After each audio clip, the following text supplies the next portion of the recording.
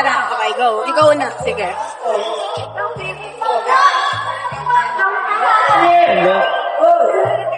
Uy, wait lang ulit. Parang nagkamali ako to. Pang-lima na talaga natin to. Sorry, pero sige na nga. Tag mo na lang ako dun sa isa. Sige, wait. Sige, tara. Halaga na pinipisyo sa PhilHealth. Nilapidan na po sana yan. Ang hirap maging mahirap sa Pilipinas. Durog ka na, dinudurog ka pa. Nagkaayos ako ng papel. Habang nakaburol yung anak ko. Grabe. Nakita niyo na ba to? Napansin niyo ba na kapag isang ordinaryong taong nanghihingi ng tulong, matagal ang proseso at matagal bago masolusyonan? Pero, bakit kaya ganon? Sa pera ba? Impluwensya ba? O sadyang may mga pagkakataon lang na hindi pantay-pantay ang pagkatrato ng tao sa isa't isa?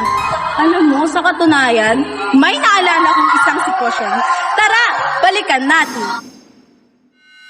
Chairman, wala na wala mga paninda. Tulungan niyo ako, Chairman, please.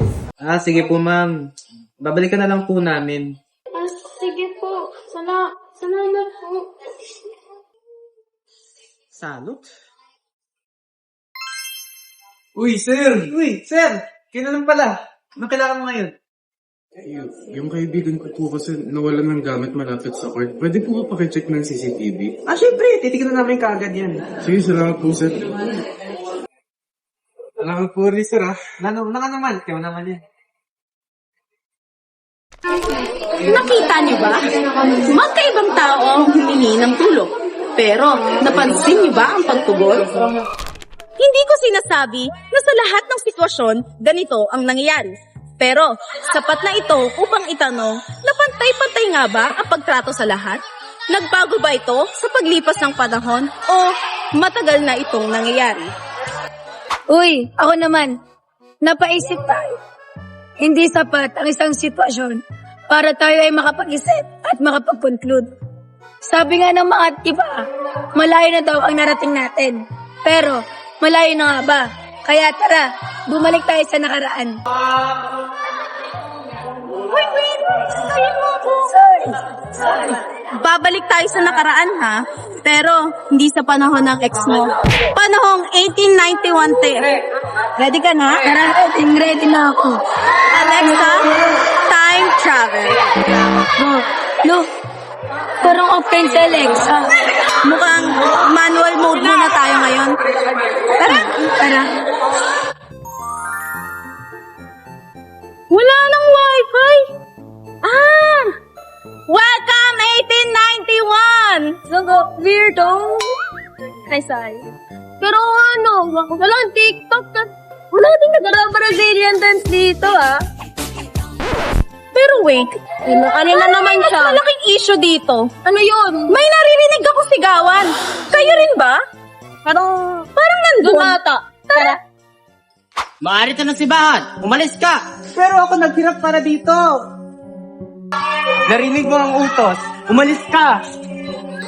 Bakit ako? Ikaw ang inaaresto dahil tumanggi kang magbayad ng upa. Ako tunay nagmamayari sa lupang ito. Sabihin mo lang iyan sa kulungan.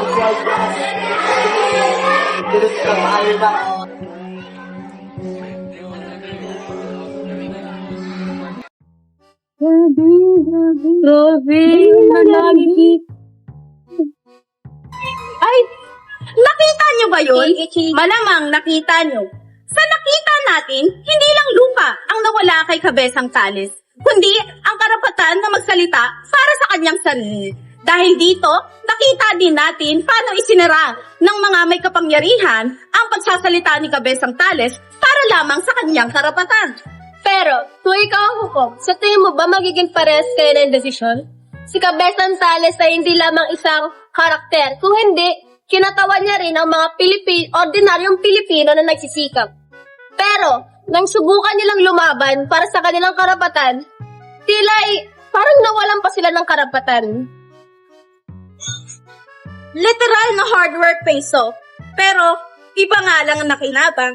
Pero sa nakita natin, ipinakita dito sa mga tema na ginawa ni Rizal sa El Filibusterismo na kapag mahirap ka at lumalaban ka para sa iyong karapatan, kahit kailan hindi nagiging patas ang laban.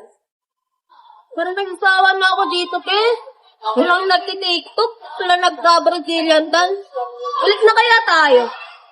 Tara. Balik na tayo? Mahigit 100 taon na ang nakalipas, nagbago ang panahon.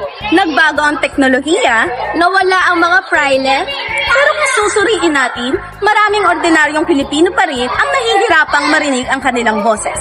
Ating tandaan na maging mahirap ka man o mayaman, may karapatan kang marinig ng mga tao at mailaban ang karapatan mo bilang isang mamayanang Pilipino. At dyan, nagpapaalam na kami. Bye, guys.